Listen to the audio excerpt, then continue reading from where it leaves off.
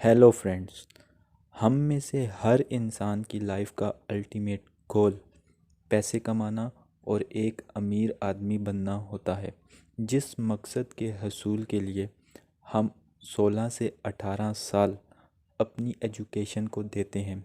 जिस यूनिवर्सिटी में हम पढ़ते हैं उसमें हम physics, chemistry, bio, software engineering, accounting, मुख्तलिफ़ प्रोफेशंस की एजुकेशन को हासिल करते हैं। लेकिन इस दौरान हम अमीर होने के बारे में कभी नहीं सोचते और अमीर बनने के लिए इन्वेस्टिंग को कभी भी नहीं सीखते।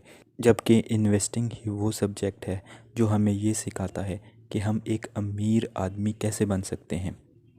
अमीर होने के लिए इन्वेस्टिंग सीखना इतना ही ज़रूरी है जितना डॉक्टर बनने के लिए एमबीबीएस की डिग्री हासिल करना ज़रूरी है। कौन से ऐसे स्टेप्स हैं जो हमें अमीर बना सकते हैं?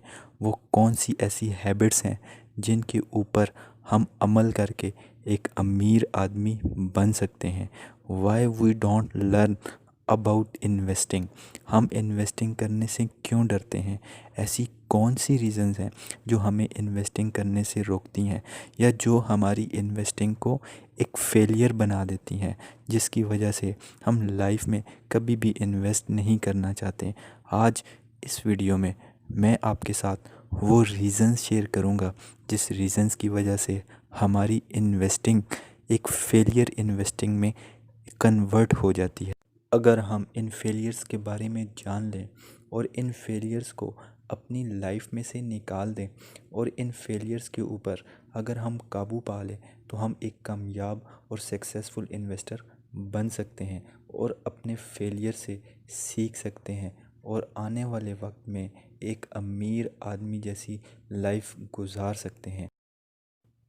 हमारे इन्वेस्टमेंट की फ़ेल होने की बहुत सारी रीज़न है, क्योंकि हमने 15 से 16 और 16 से 18 साल के दौरान यूनिवर्सिटीज़ कॉलेजेस में कभी भी इन्वेस्टिंग के बारे में नहीं पढ़ा होता। तो इसलिए हमारे माइंड में इन्वेस्टमेंट को लेके बहुत सारी मिसकंसेप्शंस होती हैं। हम इन्वेस्टिंग को एक ऐसा प्रोसेस समझते हैं कि जिस प्रोसेस के तहत हम पैसे को रातों रात डबल कर सकते हैं। हमारे अंदर इन्वेस्टमेंट को लेकर यही कॉन्सेप्ट है कि अगर हम आज पैसा इन्वेस्ट करेंगे तो अगले ही साल, अगले ही दिन या अगले ही महीने हम दुनिया के अमीर लोगों में शामिल हो जाएंगे और हम अमीरों जैसी लाइफ गुजारना शुरू कर देंगे, जो कि मिसकंसेप्शन है इन्वेस्टिंग के हवाले से। हमें अपनी इस राय को, अपनी इस सोच को बदलना होगा।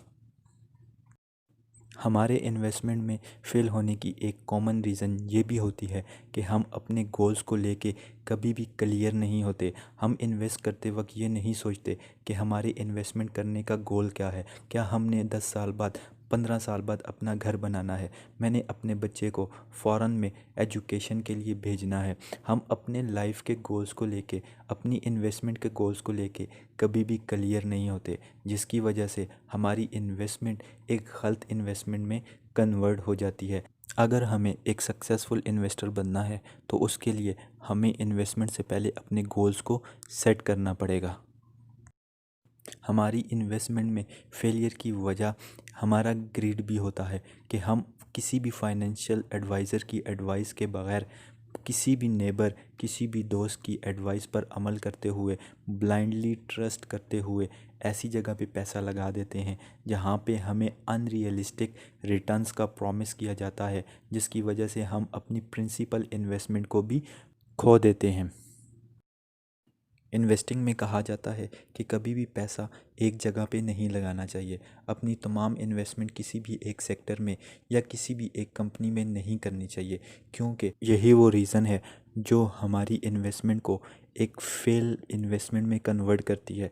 क्योंकि जब आप एक कंपनी में इन्वेस्ट करते हैं तो उस कंपनी पर जब, या पूरे सेक्टर पर जब गवर्नमेंट रिस्ट्रिक्शंस इम्पोज करती हैं तो वही इन्वेस्टमेंट हमारे लिए एक फेल इन्वेस्टमेंट बन जाती है। नेक्स्ट रीज़न जो हमें इन्वेस्टमेंट में फ़ेल करती है वो होता है टाइम पीरियड। हम लोग अपनी इन्वेस्टमेंट को लेके, अपने टाइम पीरियड को लेके अनकॉन्शियस होते हैं। हमें इस बारे में नहीं पता होता कि हमारी इन्वेस्टमेंट 1 साल के लिए है, 5 साल के लिए है या 10 साल के लिए, जिसकी वजह से हम नॉमिनल से लॉस होने की सूरत में अपनी तमाम इन्वेस्टमेंट को लॉस में सेल आउट करके उस सेक्टर में से लॉस की सूरत में निकल आते हैं, जो कि एक अनसक्सेसफुल इन्वेस्टमेंट की निशानी है। Last one is affection with sector. हमें किसी भी सेक्टर के साथ अफेक्शन नहीं होनी चाहिए। अगर हमें ऑटो सेक्टर पसंद है तो हमें ऑटो सेक्टर के ही शेयर्स को कभी भी बाय नहीं करना चाहिए। हमें कभी भी अपनी तमाम इन्वेस्टमेंट इस कंपनी में नहीं लगानी चाहिए। हमें अपनी तमाम पैसे को मुख्तलिफ़ कंपनीज़ के साथ, मुख्तलिफ़ सेक्टर्स के साथ एफिलेट करना चाहिए, जिसकी वजह से हम मैक्सिमम लॉस से बच सकते हैं। अगर हम एक कामयाब और सक्सेसफुल इन्वेस्टर बनना चाहते हैं, इस वीडियो के ज़रिए जिन चीज़ों को बताया गया है उनसे अवॉइड करें और कोशिश करें कि इन्वेस्टमेंट को हैज़ ए सब्जेक्ट लें और इसको सीख कर करने की कोशिश करें।